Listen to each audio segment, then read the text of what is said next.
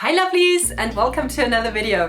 My name is Bex and I've been a practicing kitchen and cottage witch for 17 years. And today I'm going to do the Happywitchtag by Kelly-Ann Maddox. I just love a good witch tag and I'm a massive fan of Kelly-Ann Maddox. If you don't know her, I've linked her original video down below.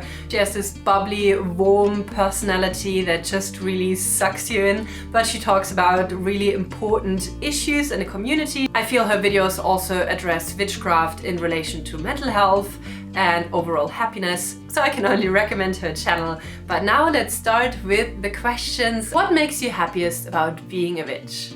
For me, in my personal practice, what makes me the happiest is the sense of empowerment I get. Now, everyone has a slightly different definition of what witchcraft is for them or what it means to them.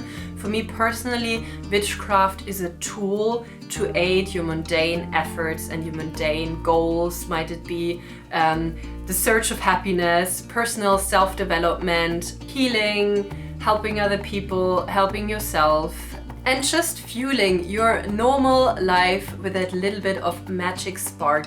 And that's where the empowerment comes in. Because oftentimes we can feel very helpless in the prospect of big, overwhelming events in our lives, as we have seen, for example, in this year. And with witchcraft, I just have a couple of tools ready to make my day a little bit brighter, a little bit lighter. Even with efforts that in some way are out of my control, I still have in my mind that feeling of I'm doing something, I'm setting an intention, I'm sending it out in the universe, I'm fueling it with my energy. And when that works, it's like a very empowering, great feeling. Obviously, witchcraft is not a religion and I'm a secular witch. However, I do compare it in this way a little bit to religion, where in many religions you would just pray to gods and like give it in their hands. And with witchcraft, you actually take responsibility and you take action and you say like, okay, I'm gonna do this, I'm gonna put it out there, I'm gonna work, I gonna do a spell, and I gonna, you know, put everything I have in there. So yeah, that's the sense of empowerment that I really love about that. What I also love about it is, and that's my personal practice, being very connected to nature and the natural rhythms. Probably that's because I'm a green witch. I love to be outside. I love to work with wild herbs, with wild plants.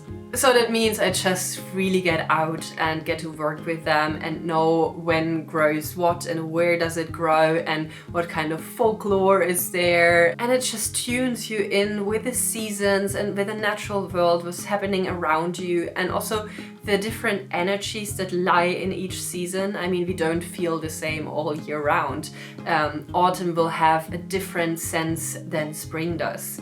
Knowing what comes next, knowing what to expect and knowing how to prepare and to make use of that is also a very nice feeling that just makes me incredibly happy. And a third thing that I really love is that you start to really sharpen your senses. And with that, I don't necessarily mean like the taste and the sight, but I feel if you work with energies, you start to sense it more of other people, of animals, or in general, a location even. And it sounds a bit woo-woo and a bit what if you might not be practicing witchcraft or if that's not your personal path in witchcraft, but I just feel that you get more fine-tuned to other people's emotions, to other people's needs, and especially when you go a path where you want to bring joy and happiness to others or help others, which is also part of my path. And it gets easier and easier to really read energy in a way. Question number 2, which practices do you enjoy the most? Well, if you know my channel, you will know my answer to that. I am a kitchen witch and a cottage witch at heart. I love to infuse my magic into food. I love to craft sigils in my baked goods. I love to stir intentions into sauces and stews, and I really, really, really just love to feed other people with my handcrafted and magically worked food. And as a cottage witch, I just try to bring magic into my everyday life as much as possible. I am not a fan of big fancy rituals, that's just not me. I try to stay clear of too much woo-woo, of too much supernatural explanations. I'm very grounded. It's just my skeptical character that comes out here. So I use magic in a very everyday way. Little things like I'll make my own DIY cleansers with which I clean the house, for example. Or I'll bind my own besom to sweep out the dust and the negativity. Or just last week I made this little lantern here and infused it with a spell for a happy home and love and harmony at home. So things that are very much connected to the house and to the hearth and to the people that live in it, like proper hearth witchcraft and domestic magic. And for me, witchcraft is really something that should enhance your life or the life of others. So self-care magic is very much a fixed part of my private practice, green witchcraft as well, and just the little magical things that brighten and lighten the day. Number 3. How have you changed in a positive way as a result of your practice? As I said before, I'm a very skeptical person. I love science, I love proof, I love facts. And what witchcraft has taught me when I first started out is to really throw all my apprehensions and judgments out the door and be more open-minded, because sometimes you just dismiss things because you have learned to do so. Now when you first hear witchcraft, you think probably like Harry Potter or fiction, like all the fiction witch things that we know from the telly or from books. And that's obviously not what witchcraft is about. I remember when I first got into divination or heard about divination, and I started obviously when I was very, very young. I always thought divination meant like looking into the future, and for some people in their practice that is what divination is, and that's fair and square, and they can do they can practice however they want. However, for me that never really made sense, so I was like, oh, I don't want to get into that. But then I think when I was 14, 15, I made my first set of runestones because I just found them really pretty and I started using them. And I discovered that for me, I love to use them in a way for self-reflection and to just like really see what direction my life is going at the moment and how I could change that. And I discovered it as an amazing tool that I really, really love to this day. So it did open my mind, and with many other practices as well. So witchcraft has really told me to be careful with my judgments. So if someone tells me about a topic that for some unfounded reason I find a bit weird or I think will not work, I will actually take the time to first look into it and read about it and try to really, you know, get behind it and then make my judgment. And another thing that it has told me, I'm a very high energy person. I love to keep busy. I'm a bit of a workaholic, I have to admit. But I really have learned through witchcraft, and this is more in the more recent years, to slow down, to really live more mindfully. Just through the practices that come with my kind of witchcraft, like meditation, mindfulness exercises, being out in nature, really soaking it in, grounding, this kind of things. They really slow you down, kind of forcefully slow you down. They force you to take a moment and really breathe and think and reconnect. Number 4, what was the most positive result from a spell or ritual? That's an easy question for me. Definitely my little baby boy. I had a very hard time getting pregnant, so I tried everything. So I really tried everything that you could possibly try. I changed my diet, I tried different herbs, I tried weird smoothies with maca root in them. So yeah, a lot of green witchcraft went into that as well. But then one night I did a little meditation spell, basically where I really invited that soul in. And how I think that worked is just on a mental level that I stopped stressing, and I was just having the feeling of whenever it's ready and it will come. And yeah, 4 weeks later, I had my positive pregnancy test with that healthy pregnancy. Obviously, the spell was not the only thing that went into it. I mean, like also other things went into other things. I mean, also other things went into it. But yeah, I consider this my most positive outcome ever of a spell. Number 5. How has your craft enhanced the life of others? As I'm so much focused with my craft on the kitchen and the house, I do think it enhances the life of the people that live with me. At least I always get nice food. But I think just the energy or the atmosphere that I have created in our home is a very relaxed and tranquil one. It's really a shelter and a place to retreat and to feel cozy, and that's also what I hear from people that visit. And I do think that's also due to the little bits of magic that I infuse in every corner. And since I'm very focused on mindfulness and really enjoying the little things in life, like I really love to go out, and I get so excited when, for example, in autumn the leaves change the color and I see a really beautiful tree. I will be like, oh, look at that tree, it's so beautiful. My partner really isn't like that, but I noticed that now after years and years with me, he also started doing that, and he also gets at least a tiny bit excited. I don't know if he would admit that, but I know he does. And also tried to teach that to our son, obviously, as well, because I do think it's a beautiful gift if you can get excited about the little things in life. I also hope that my YouTube channel in some way, which is an extension of my craft, does bring joy to others. I always read it in the comments, and thank you people for leaving so much positivity there. I really enjoy reading that, and it's so motivating for me to then keep creating if I know it like brings joy and happiness to other people. That is fantastic. Number 6. What are you most looking forward to in your craft?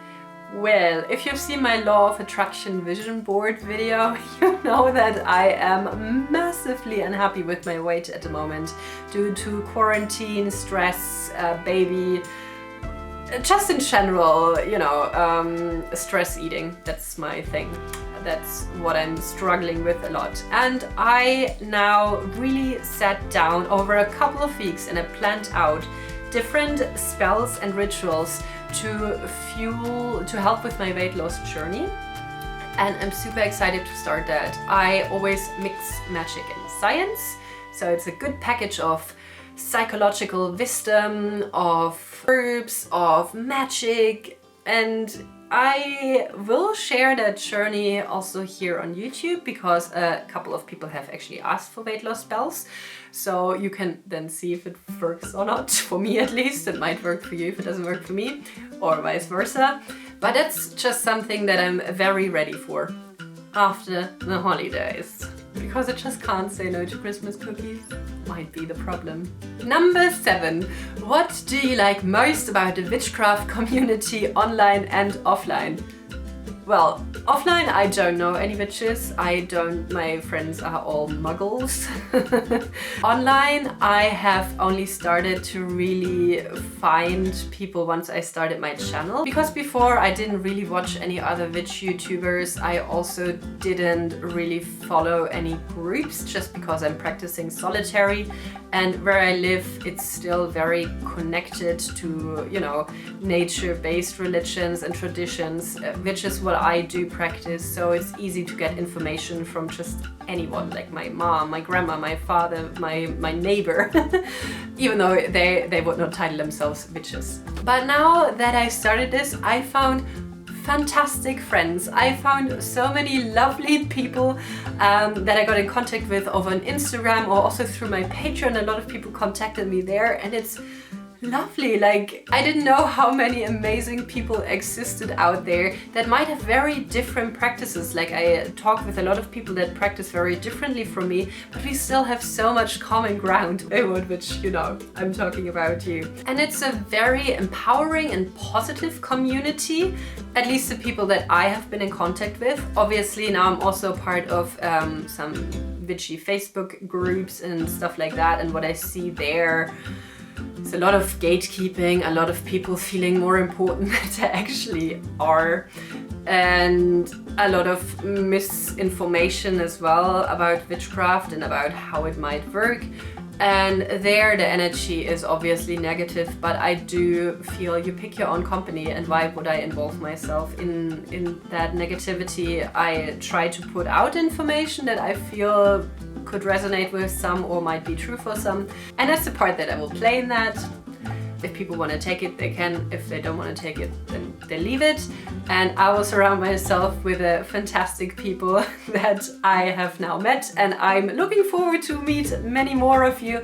So for the people watching, leave your comments down below. I do answer to every comment, and otherwise I'm just feeling like I'm talking to a camera, which I'm doing right now, and it's weird. So I'd rather have like a conversation going with the people that are watching this. So in essence, the witchcraft community is a mixed bag, as is every group. You can't generalize, oh, these are all amazing people or these are all crazy people. It really is people from all walks of life and with all different beliefs and backgrounds, and that's fantastic. Number 8, how do you envision your craft to possibly... Number 8, how do you envision your craft to positively... Number 8, how do you... Well, where did that come from? Number 8, how do you envision your craft evolving positively in the future? Did it! Well, right now, since I moved back to Germany and I actually have so much nature available to me, I want to get more into herbalism. I do know a little bit about it already, but I really want to get more into what grows here locally, because it's so much, and how it can be used in witchcraft for natural healing remedies and stuff like that. That's just something that is such a big topic, and there is so much to learn about that, and I'm really excited for that journey. Another thing that I'm excited about is obviously teaching my son a little bit if he wants to learn. As I said before, I'm in contact now with many other witches that have different backgrounds, so I also love to learn from them, and that's a continuous process. And just through that input and healthy discussions, I do think you can learn a lot. Number 9, how do you keep your practice happy, healthy, and productive? So I only practice when I feel I need to practice. I try to do some things daily. I try to do a mini meditation daily. I try to do scripting daily, and if I have time, I do a tarot card of the day daily. However, saying that I try does definitely not mean that it happens daily. I feel the day has not enough hours as it is, and for me, witchcraft should be something that stays enjoyable. So I don't want it to be an extra burden. I don't want it to be an extra thing on my to-do list, even though it's like a nice thing, a pleasant thing, and a helpful thing. I just don't want it to become a hassle. So I don't pressure myself into being like, oh, I didn't meditate today. No. If I don't do it for a week, I don't do it for a week. Like, I just do it when I really have the time and when I can give it the time. And it doesn't make you any less of a witch if you don't practice daily. You are still a witch. And a lot of people, or a lot of beginners, I feel, get very confused, very stressed out about that. Don't stress yourself out, you know? Sometimes it's just not possible. And especially if you're not only taking care of yourself, but you have other responsibilities, then those sometimes have priority. And what I also do is that I try to not get into a rut. I always try to get new input, new information. I love to read, or I more listen to audiobooks, and I just try out new things, new exciting things. I will switch up my spells. I don't really do the same spell over and over. I love to come up with new stuff, and yeah, that keeps it exciting, I guess. And the last question, number 10, a piece of advice for others to make their craft more positive. I think maybe the most important bit of advice that I could give is to stick to what sounds true for you. Practice how you feel you should practice, how you enjoy to practice. and what enriches your personal experience. Don't let other people tell you what the rules are and how to practice, because there basically are no rules. You follow your own thing. Always keep in mind that you can learn from others, but you don't have to follow someone else's path. Don't let gatekeepers and bitter people and sticklers to the rules ruin your experience in that. Don't stress about how often you practice, don't stress about how you practice, and just keep discovering new things. That was my little bit of advice. So yes, this was my experience as a happy witch. I had a lot of fun filming this video, and I already watched a couple of other people's videos on the topic, so I have listed you some below, as well as obviously the original video of Kelly-Ann Maddox. And that was it for today, and next week we are starting insanity. Well, insanity on my part, hopefully enjoyment on your part, because I will be doing our own little tag, or our own little mini series I should call it. It's called 21 Days to You, and I will tell you more about that on Tuesday next week. So don't forget to subscribe, hit the bell notification button so you don't miss it, because it's the start to something wonderful. All right, my lovely people, have a beautiful day, and I see you soon. All right.